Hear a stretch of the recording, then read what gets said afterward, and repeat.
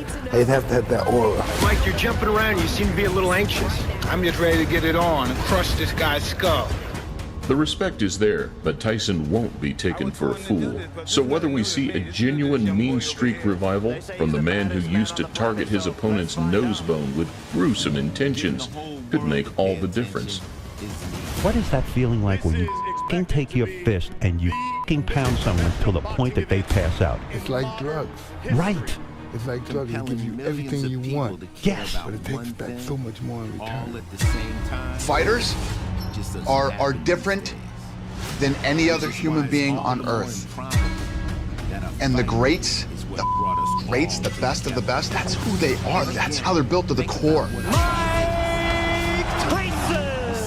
Expanding on the power retention theory, and despite being a shell of his former self, Jake has still never been hit by someone who punches like Mike. So that's why he got in that ring. He had to show Mike right away, because if you show that you're scared of Mike, he will demolish you. Right, as soon as he sees it. But Evander, he's like a pit bull.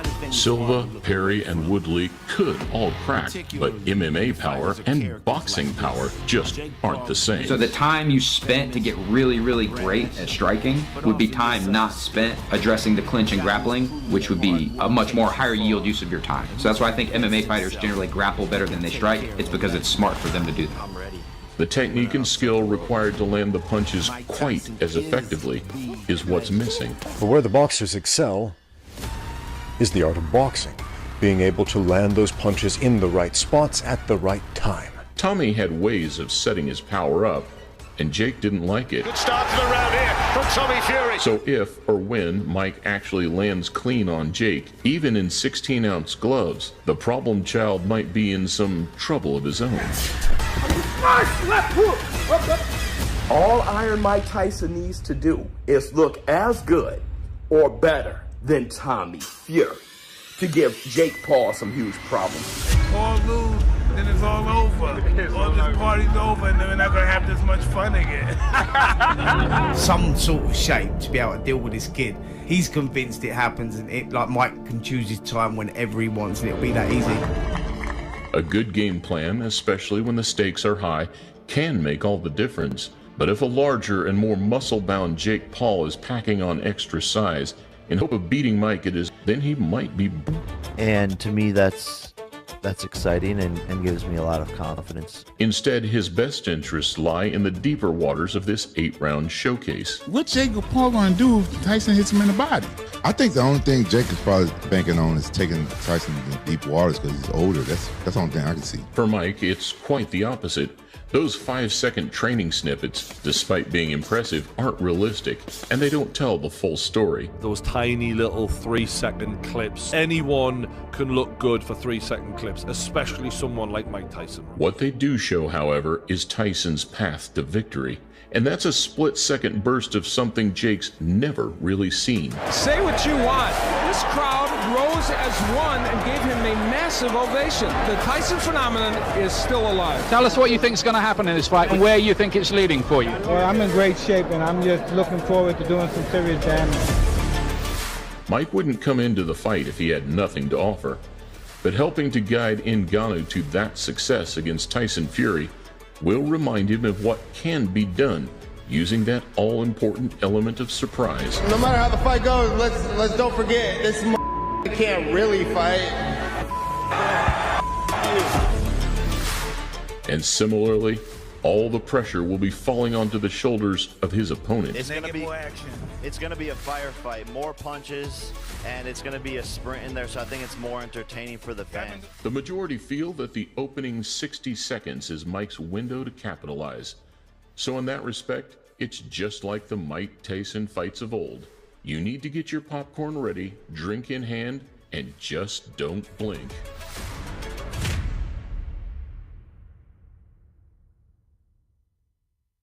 Look, I'm 43 years old, I'm fat, and I'm overweight. Who am I gonna fight? Really, be honest. Fight fans, welcome back. Well, greatness is when you make your delusions your reality.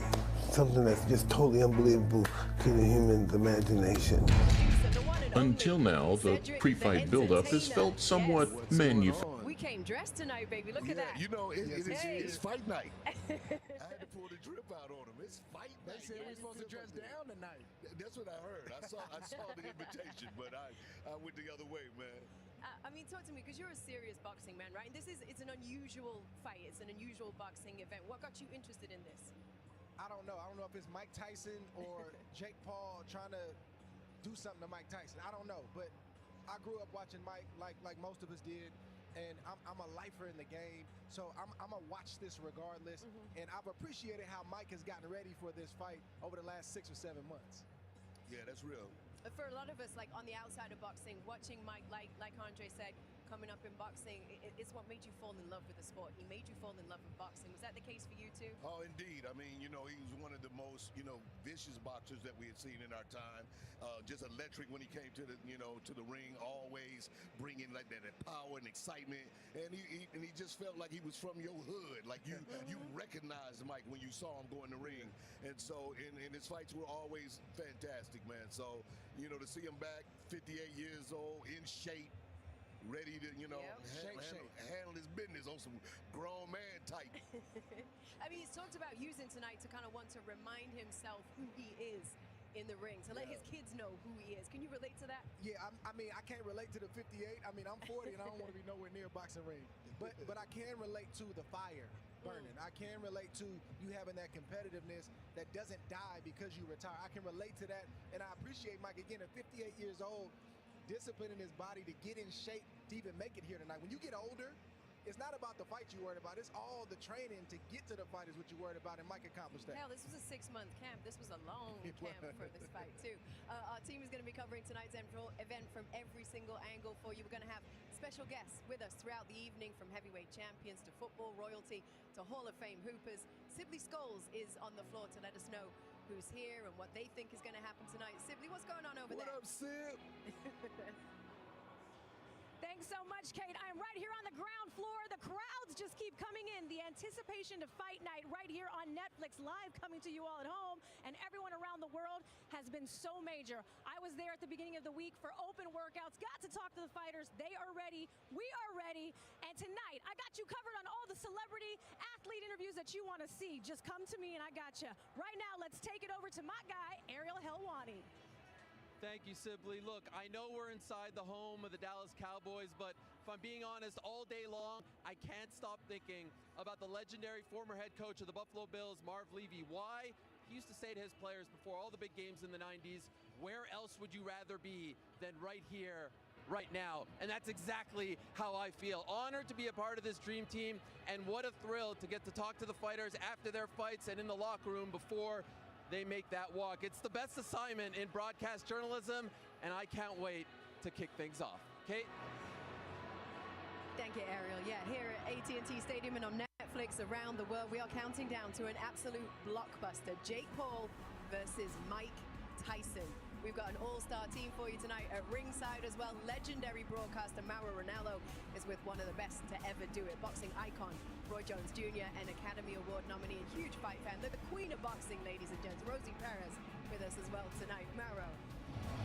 All right, Kate, well, thank you very much. And yeah, like this event, the broadcast team blurs the lines of pop culture, entertainment, and sports. And as I sit here looking around at this cavernous stadium, Roy and Rosie, it is hard to believe that we are putting the real in surreal tonight. And Roy, it was 4 years ago in Los Angeles when you were the last man to share a ring with Mike Tyson in an 8-round exhibition match. What was that experience like?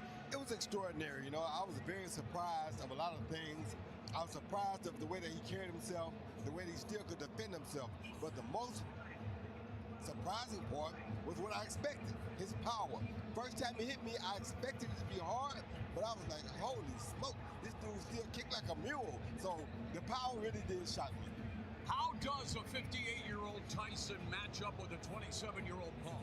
He just got to be smart. And the bad thing for Paul is these are 2-minute rounds. So that animal may never get a chance to tire. If Tyson doesn't tire, there's no way Paul going to beat Tyson. But if he does start to tire, then that gives Paul a chance. Rosie, you're such a big boxing fan that, in fact, in your big debut on the screen and Do the Right Thing, you were shadow boxing across the screen, doing a little dance and really representing Brooklyn well. What intrigues you most about the main event? It doesn't have to do with your fellow Brooklyn native Mike Tyson. Oh, it sure does. It's all about Mike Tyson, and Mike Tyson for me. I have to tell you, and I can't believe this man is still alive. All the trials and tribulations he went through in his life, we are seeing Mike 2.0, and I am so excited for him tonight. And you were, of course, at the sold-out Madison Square Garden 2 years ago when Katie Taylor and Amanda Serrano, two warriors who warred like Hector and Achilles when they made history as the first female main event at the world's most famous arena, Madison Square Garden. Taylor was able to sneak past Serrano to defend her undisputed lightweight title tonight. She puts the undisputed 140-pound crown on in the rematch. Serrano, a Guinness World Record holder. She's the first female to win titles in 7 divisions, including 140. She's a unified featherweight champion. What do you expect in the encore, Rosie? Well, I'm hoping for a fairer decision because I honestly thought that Amanda Serrano won that fight just by a slim margin. I would have been even happier with a draw. That said, I think that Amanda cannot let her foot off the gas. She did so around in the 5th round in their first encounter, and this time she cannot take anything for chance because Katie Taylor is an elite fighter, and she really rallied. And you know what? Katie Taylor's got to throw a lot more punches too in the earlier rounds. For my money, it was the greatest female boxing match ever, period, full stop. Roy, what adjustments do they need to make in the rematch? Well, I think both of them have to make adjustments. Katie Taylor is not really a technical adjustment. It's more about getting busier a little bit earlier, fight management. With Amanda, I think Amanda got to learn how to also be economical and know when to put the foot on the gas and when not to. She did put her foot on the gas in the 5th round a little bit, but like she just said, she took it off. You got to know when to put that foot on the gas and when to take it off. A dynamic double main event coming your way. We've got 4 fights total, including a welterweight championship fight. Well, AT&T